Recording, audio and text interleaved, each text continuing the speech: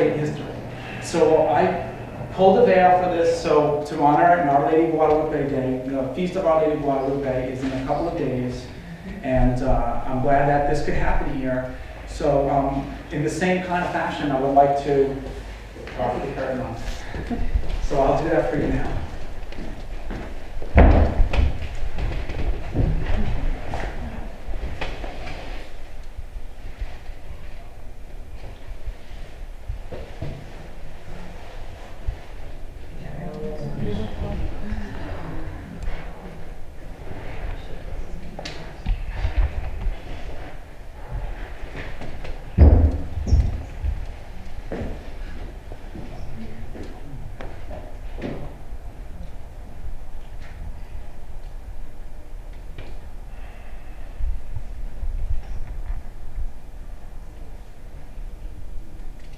Question?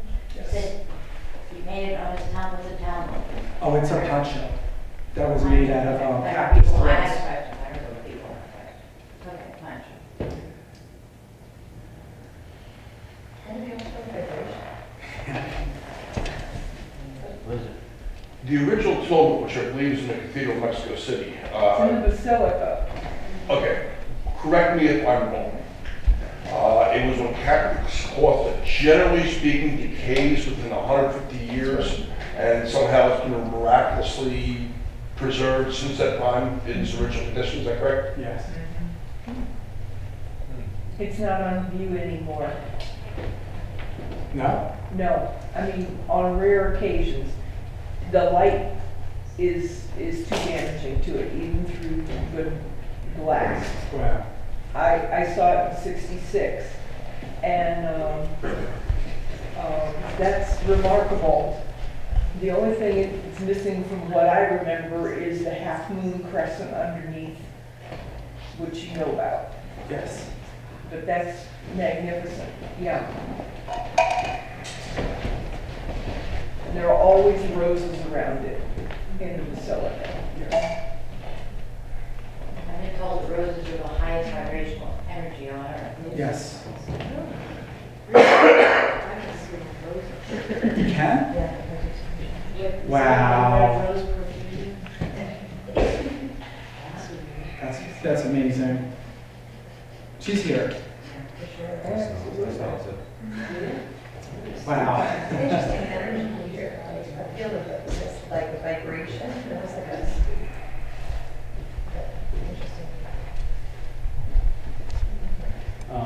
Excuse me, when you had mentioned the seven earlier, when I think you saw the UFO, you know, the Pleiades, the seven sisters. Oh, that's true. The Palladian. Yes. I never even thought of that. Yeah. Thank you. Cool. Do you have oil in the picture? Hmm? Do you have oil in that picture? Oh, from my man? Yes. I primed it with the oil. Not too much because it's so precious, but I definitely put it on there. Mhm. It's not oil. No, it's actually, they tested it, the oil that comes out of his paintings, and it was, I believe it was 20%. 86% olive oil. 86% olive oil. And the other 14% is completely unaffected. 40% is they don't know. There's a carbon composition that they can't just discover. Discovery Channel's come to his house. Dr. Zugabe, who studies stigmata and acoustics, has come there. And they said, this is real. You know, the Catholic Church would come and get that. They would give him huge things because Mary would fill, every Good Friday would fill up chalices of them for him, not only with the painting. You talk about the painting next door. Yeah. What's the, Where does the weep oil from? It just comes out of the eyes. And all of his stuff, all the statues, and sometimes it would be blood.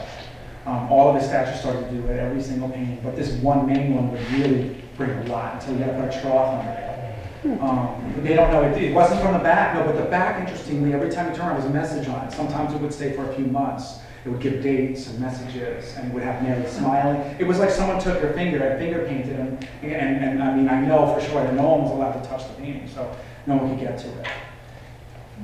What's the branding on the bottom, and also don't you love when you see these shows where the scientists try to debunk this stuff that's happening? Some of the stuff they come up with is just so absurd, but What's the ring on the ground? Is it a ring of a string or something? Yeah, that's a medal. The symbol for the sacred feminine, which is since 2012, since the convergence happened, the age that we're in now, not to be misunderstood, is the sacred feminine. Which is why I think the mother is going to come. I think, it's going to be the change of the earth. The earth is the springboard to this new change. The age before that was the age of Olin, which is on her, the Olin is a bow like that, if you've seen it. And this was the age of war, infinite war. So there's always the masculine, sacred masculine, there's 26,000 years of the cycle. I mean, I'm shaman or Mayan can tell you better than me. No, I know But that stuff. I learned about the symbol. It was a symbol of the upside down triangle, which I believe is water. Okay. So that's what that ring is this sign of the new awakening feminine. Yeah, it's waiting to be born. Oh, okay. What's the white skull, like, on the lower right, is that something? Mexican culture, the elders believe that these mysterious crystal skulls have been found, as you know, and they contain the information of the cosmos and healing powers. And I know certain people who have that. I've been privy to that, and I was inspired to put them on because being that this is a Mexican, Mesoamerican story. So you painted this yourself? Yeah. And like, how long did it take? Like, did you like channel it, or did you compare? Like, did you see the other one when you did this? Like, what was the process? Take a month to do, or I didn't look at anything. pencil first, or? Yeah, you prime the canvas and then you try to map it out. I did it during hurricane. I started Hurricane Sandy. I had no electricity. Wow. I had stretch waiting to do this, and I just hadn't got to it. I've been so busy, you know how it is. And interestingly enough, is as I'm starting it, and I had candlelight because it was, as you remember, it was most of the days were cloudy and cold. My neighborhood, where I live, is a really tough neighborhood. And there was all kinds of crime going on, and you could hear it in the streets. I mean, you could hear people like howling in the streets, doing things. I'm just like, keep the doors locked, And we had to keep our food outside and everything. And as I'm painting, I hear that, and I think to myself, and I was talking to Lisa about it. Wow, this is bad energy for me. It's hard for me to do this, but I really want to. She goes, remember that when the original painting came out, the Aztec culture was, there were swords to the throat, and people were, being pillaged. It was a horrible time in history. So it kind of conformed right to the time. So I crushed a mortar and pestle. I crushed crystals and mica and mixed it in with my paint, so that's what reflector light. Yeah. Okay. But I learned about how the mysterious paint was made. And actually, mica has electromagnetic ability to it. And they used to use layers of mica to create electricity and charge these clay batteries they used to use. And if you take mica and you have a long sheets of it, it's also fireproof, which also explains some of it, how the Guadalupe original tilma was not burned when it burned. So it was all these reasons why I used it. So it conducts spiritual energy as well, the stones and crystals. So. Yeah, your friend Ray Stockton passed away recently. You had to think about it. Yes.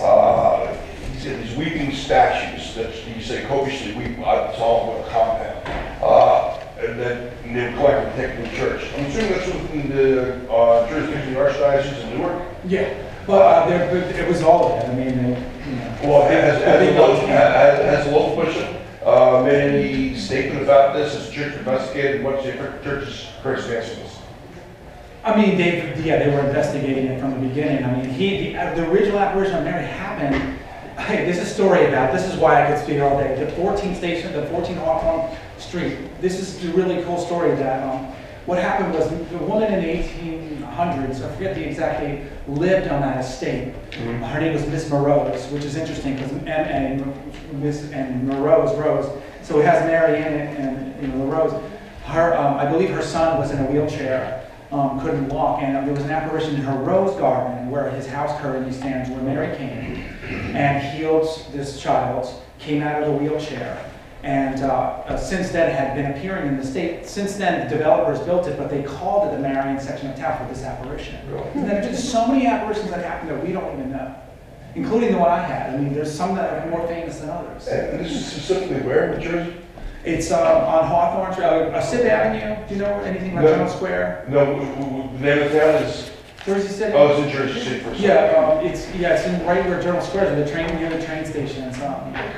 But since then, what happened was in his basement, when the house was built, he was a child, she would appear in the basement, because that's where it's ground level, where the rose garden was. And he would see it as her as a child with his brother, and they didn't know what to do, so it was a bar room, they had a bar there, they had a picture of Marilyn Monroe, and this and that. And the bishop would come, and he came to his basement, and saw that Marilyn Monroe, and this is like, what's going on here, you know? He says, no, this is where she originally appeared, because they asked to know. And they immediately thought he was a little bit like this can't be right. How could you be a saint when this is on the wall, and this is a room where they serve alcohol, etc. And truly, that's where it happened. But he then built, he worked with a friend, but they bought a house across the street and they turned it into the Ray of Hope house. So you can still go there to pray. The original painting was taken by his wife. We really would like it back to the thing. But I know his wife well, I can go visit the painting. But they still have the Ray of Hope house, and people pray there, and all good things happen. Well, my question again, is this officially approved by the church? Have they taken a stance one way or the other, encouraging people to go to this? Yeah, they have. Do they have sacraments there? Yeah, well, they do see him as a little bit of a rebel. I will tell you that. They don't, because he doesn't do things traditionally. He emphasizes Mary, and there's things that the Catholic Church, I think, do have to understand about the sacred feminine, and they won't let go, you know. So, but he's very much focused on Mother Mary, and because that's what would come to him. That was what he said, and that's where his visions came. So that was his style of doing it, and he would go to the church and pray, but he would hand his oil out. But when he originally got stigmata, he walked to the church, and the story was that the chandeliers moved with him. Oh, really? They're all like, wow. So yeah, you could probably find out in the archdiocese. People making pilgrimages there to this day, I think. Oh, at the beginning, it was like you couldn't even get. There was line. I mean, there was hundreds of people in line to even get to his doorstep. There was weird cars always parked out. People waiting for him, crying and throwing things, his medals at his doors, and begging for prayers. He got so many calls. I mean, it was like. He would call us to empathize with him because he would have so many calls to pray. I mean, from morning till night, he was constantly praying for people. He burnt his life out, but he knew it was his calling. He was like a Padre Pio, but he never left Jersey City. He would never leave the town. He just, I don't know what it was. He just said, I can't leave. He needs to be around for this place. What's the name of the movie again? Just Stigmata? The movie Stigmata. I heard about Ray like 20 years ago. I need to go on it. Yeah. How do I do that? Where is Jerusalem? I have a booklet of his with the pictures of his hands and stuff. I didn't bring it. I didn't know I would be talking about it. Where did you say you burned that? Well, it's like if you. I mean, you didn't live a long life, is what you're saying. Well, yeah, it was like what, 8-10 years from the stigmata or so that he died. And his daughter, was trying to tell him to slow down, because you're taking up prayer for people, and you could see him physically change when he would pray for someone. He would take it on. And he would just literally like look like he was going to keel over. And by the time the rosary ended, because interesting, when the rosary began, he did a rosary every week. When the rosary began, he had ice blue eyes. By the time it ended, it was like dark brown. He would take on so much energy. So he became my hero, in a way, my mentor. And I would visit him all the time. I think he influenced my life. In a way, I know he's with me. So, we want to break? Yeah. Okay, so we can do the challenge.